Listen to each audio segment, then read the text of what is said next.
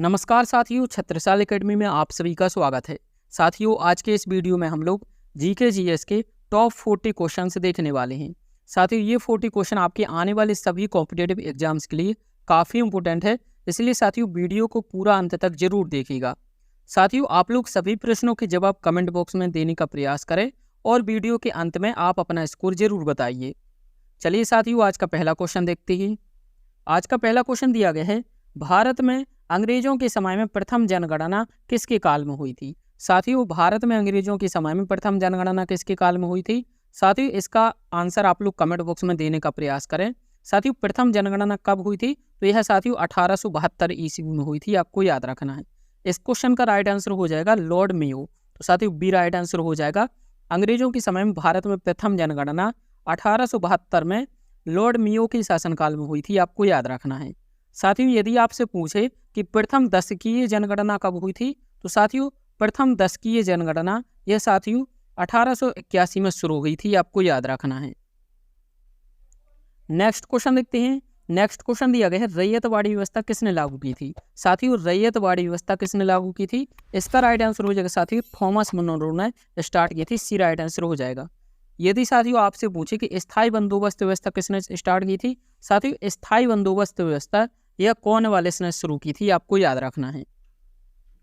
Next question देखते हैं। Next question दिया गया है, the economic history of India के लेखक कौन है।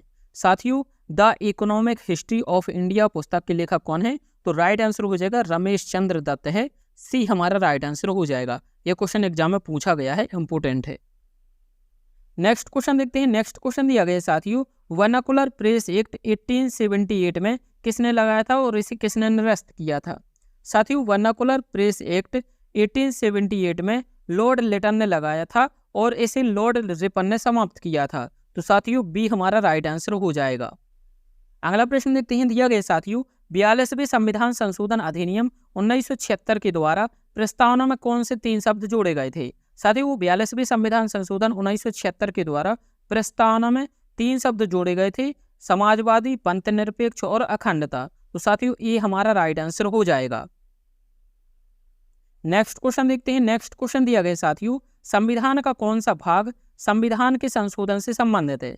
साथियों, कौन सा भाग संविधान में संशोधन से संबंधित है, तो इसका राइट आंसर हो जाएगा साथियों भाग 18 है, तो बी हमारा राइट आंसर हो जाएगा।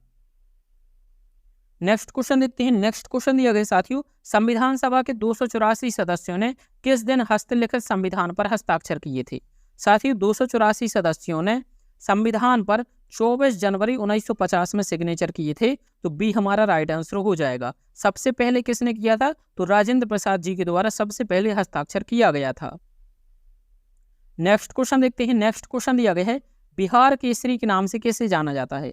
साथियों, बिहार केसरी के नाम से किसे जाना जाता है, तो राइट आंसर हो जाएगा साथियों श्री कृष्ण सिन्हा को जाना जाता है, सी हमारा राइट आंसर हो जाएगा। अगला प्रश्न देखते हैं। अगला दिया गया है, इंपोर्टेंट क्वेश्चन है, एनटीपीसी में पूछा गया क्वेश्चन है, भारतीय परमाणु कार्यक्रम का जनक किसे माना जाता है। साथियों, भारतीय परमाणु कार्यक्रम का जनक किसे माना जाता है, राइट आंसर हो जाएगा डॉक्टर होमी जहांगीर भाभा को माना जाता है, ए हमारा राइट आंसर हो जाएगा। साथियों, इंपोर्टेंट क्वेश्चन है, एनटीपीसी में पूछा गया है। अगला प्रश्न देखते हैं। दिया गया साथियों, रामसर सम्मेलन के अनुसार निम्नलिखित में से कौन सा विश्व आर्द्रभूमि दिवस है। तो साथियों, विश्व आर्द्रभूमि दिवस यह किस तिथि को मनाया जाता है, तो राइट आंसर हो जाएगा साथियों 2 फरवरी को मनाया जाता है, ये हमारा राइट आंसर हो जाएगा। नेक्स्ट क्वेश्चन देखते हैं। नेक्स्ट क्वेश्चन दिया गया साथियों, श्री ब्रह्मपुरेश्वर मंदिर भारत के किस राज्य में स्थित है। साथियों, श्री ब्रह्मपुरेश्वर मंदिर यह कहाँ पर है, तो साथियों यह तमिलनाडु राज्य में है, बी हमारा राइट आंसर हो जाएगा। नेक्स्ट क्वेश्चन देखते हैं। नेक्स्ट क्वेश्चन दिया गया साथियों, लिंगराज मंदिर भारत के निम्नलिखित में से किस राज्य में स्थित है। साथियों, लिंगराज मंदिर यह साथियों भारतीय उड़ीसा राज्य में स्थित है, तो बी हमारा राइट आंसर हो जाएगा। अगला प्रश्न देखते हैं। अगला दिया गया साथियों, सार्क का सचिवालय कब स्थापित किया गया था। साथियों, सार्क का सचिवालय कब स्थापित किया गया था, तो राइट आंसर हो जाएगा 1987 में स्थापित किया गया था, बी हमारा राइट आंसर हो जाएगा। और सार्क का सचिवालय कहाँ पर स्थित है, तो काठमांडू नेपाल में ही, आपको याद रखना है। सार्क की स्थापना कब हुई थी, 1985 में सार्क की स्थापना हुई थी, ये आपको याद रखना है। अगला प्रश्न देखते हैं। अगला दिया गया साथियों, यूनेस्को ने किस वर्ष में योग को अपनी अमूर्त सांस्कृतिक विरासत सूची में शामिल किया है? साथ ही योग को यूनेस्को की अमूर्त सांस्कृतिक विरासत में वर्ष 2016 को शामिल किया गया था, तो ये हमारा राइट आंसर हो जाएगा। नेक्स्ट क्वेश्चन देखते हैं। नेक्स्ट क्वेश्चन दिया गया है, दलाई लामा ने किस वर्ष में भारत में प्रवेश किया और शरण ली थी? साथियों, दलाई लामा ने भारत में 1959 में शरण ली थी, तो बी हमारा राइट आंसर हो जाएगा। अगला प्रश्न देखते हैं। अगला प्रश्न दिया गया है साथियों, वर्ल्ड वाइड वेब का आविष्कार किसने किया था? साथियों, वर्ल्ड वाइड वेब का आविष्कार किसने किया था? इसका राइट आंसर हो जाएगा साथियों, टिम बर्नर्स-ली ने किया था, तो साथियों ये हमारा राइट आंसर हो जाएगा। साथियों, रेलवे के एग्जाम में कई बार यह क्वेश्चन पूछा गया है, इंपोर्टेंट है, आपको याद रखना है। आगे देखते हैं। अगला प्रश्न दिया गया है, प्रधानमंत्री कौशल विकास योजना किस मंत्रालय की योजना है? साथियों, प्रधानमंत्री कौशल विकास योजना यह किस वर्ष में लागू की गई थी? वर्ष 2015 में लागू की गई थी। साथियों, यह योजना किस मंत्रालय की योजना है? तो राइट आंसर हो जाएगा कौशल विकास और उद्यमिता मंत्रालय की योजना है, तो साथियों बी हमारा राइट आंसर हो जाएगा। नेक्स्ट क्वेश्चन देखते हैं। नेक्स्ट क्वेश्चन दिया गया है, रानी की बाव का निर्माण किस नदी के किनारे पर हुआ था? साथियों, रानी की बाव का निर्माण किस नदी के किनारे पर हुआ था? इसका राइट आंसर हो जाएगा साथियों, सरस्वती नदी के किनारे हुआ था, बी हमारा राइट आंसर हो जाएगा। अगला प्रश्न देखते हैं। दिया गया साथियों, आर्य ग्रंथों की भाषा क्या थी? साथियों, आर्य ग्रंथों की भाषा क्या थी? राइट आंसर हो जाएगा संस्कृत थी, बी हमारा राइट आंसर हो जाएगा, संस्कृत आर्य ग्रंथों की भाषा थी। अगला प्रश्न देखते हैं। दिया गया साथियों, निम्नलिखित में से कौन 400 T20 मैच खेलने वाला पहला भारतीय खिलाड़ी बना है? साथियों, 2023 के CGL में पूछा गया क्वेश्चन है, ये आपको याद रखना। CGL में क्वेश्चन पूछा गया था, 400 T20 मैच खेलने वाला पहला भारतीय खिलाड़ी कौन है? तो रोहित शर्मा है, ये आपको याद रखना है, ये हमारा राइट आंसर हो जाएगा। आगे देखते हैं। दिया गया साथियों, निम्नलिखित शासक में से कौन खिलजी वंश का संस्थापक था? साथियों, खिलजी वंश का संस्थापक कौन था? मुबारक खिलजी, जलालुद्दीन फिरोज खिलजी, मलिक काफूर या फिर अलाउद्दीन खिलजी? साथियों, खिलजी वंश का संस्थापक जलालुद्दीन फिरोज खिलजी है, बी हमारा राइट आंसर हो जाएगा। नेक्स्ट क्वेश्चन देखते हैं। नेक्स्ट क्वेश्चन दिया गया साथियों, सारे जहां से अच्छा हिंदुस्तान हमारा गीत के लेखक कौन है? इंपोर्टेंट क्वेश्चन है, एग्जाम में पूछा गया है। साथियों, सारे जहां से अच्छा हिंदुस्तान हमारा, साथियों इस गीत के लेखक मोहम्मद इकबाल है, तो ये हमारा राइट आंसर हो जाएगा।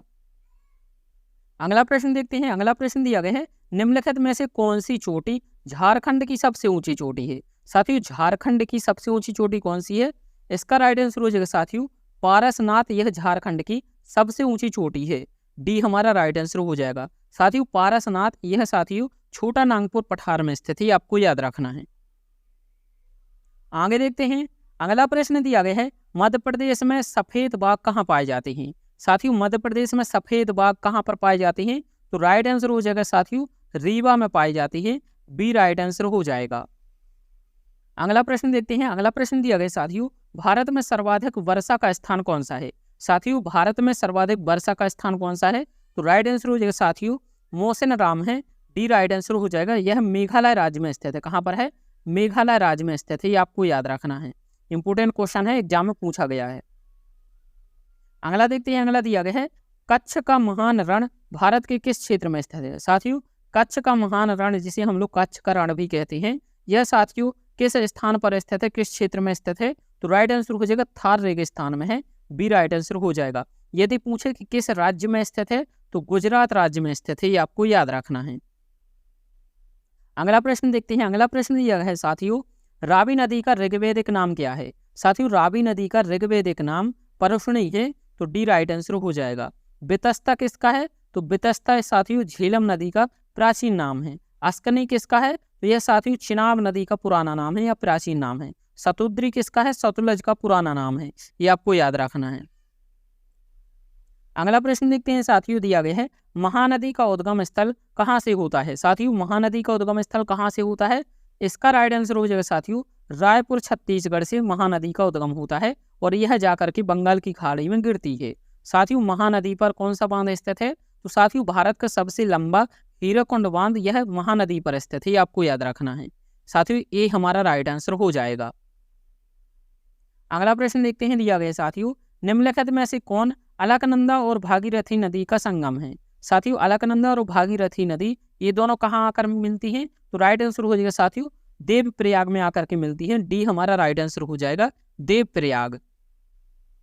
अगला प्रश्न देखते हैं। अगला प्रश्न दिया गया है वस्तु एवं सेवा कर जिसे हम लोग जीएसटी कहते हैं, इसका एक उदाहरण है। साथियों जीएसटी का कौन सा एक उदाहरण है? इसका राइट आंसर हो जाएगा साथियों अप्रत्यक्ष कर। साथियों जितने भी अप्रत्यक्ष कर होते हैं वो सभी जीएसटी के उदाहरण हैं, तो डी हमारा राइट आंसर हो जाएगा। अगला प्रश्न देखते हैं। अगला प्रश्न दिया गया साथियों वेग के परिवर्तन की दर को क्या कहा जाता है? साथियों वेग के परिवर्तन की दर को त्वरण कहा जाता है, तो सी हमारा राइट आंसर हो जाएगा।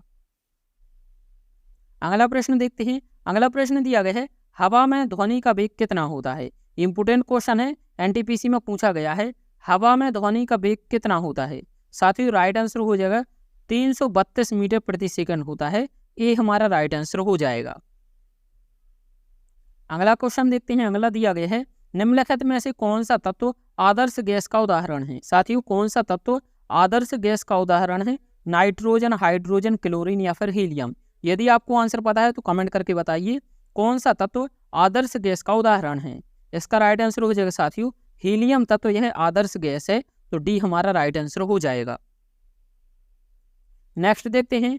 नेक्स्ट क्वेश्चन दिया गया साथियों सिरका का रासायनिक नाम क्या है? साथियों सिरका का रासायनिक नाम क्या है? इसका राइट आंसर हो जाएगा साथियों एसिटिक अम्ल सिरका का रासायनिक नाम है, सी हमारा राइट आंसर हो जाएगा।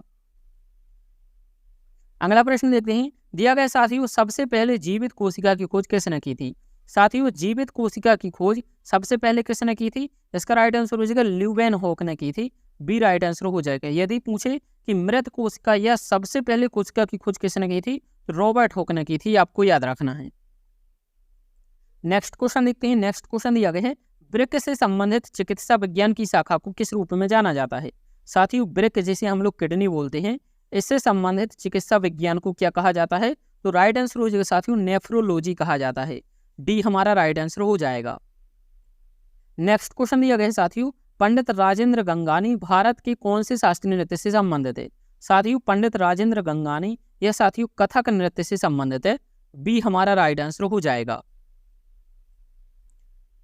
अगला प्रश्न देखते हैं। अगला प्रश्न दिया गया है निम्नलिखित में से कौन एक प्रसिद्ध तबला वादक है? साथियों निम्नलिखित में से कौन एक तबला वादक है? इसका राइट आंसर हो जाएगा साथियों जाकिर हुसैन तबला वादक है, तो ए हमारा राइट आंसर हो जाएगा।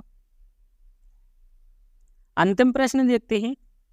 अंतिम प्रश्न दिया गया है खेलो इंडिया यूथ गेम्स का मुख्यालय कहाँ स्थित है? साथियों खेलो इंडिया यूथ गेम्स का मुख्यालय कहाँ पर है? तो नई दिल्ली में स्थित है, डी राइट आंसर हो जाएगा। साथियों इसका आंसर आप लोगों को कमेंट बॉक्स में बताना है। दिया गया है विश्व की सबसे बड़ी मीठे पानी की झील कौन सी है? जो भी सही आंसर है आप लोग कमेंट बॉक्स में बताइए विश्व की सबसे बड़ी मीठे पानी की झील कौन सी है। साथियों आई होप आपको वीडियो पसंद आया होगा। यदि वीडियो पसंद आया हो तो वीडियो को लाइक, और यदि आप लोग चैनल पर नए हैं तो चैनल को सब्सक्राइब जरूर कर लीजिए। मिलते हैं नेक्स्ट वीडियो में। Thank you for watching.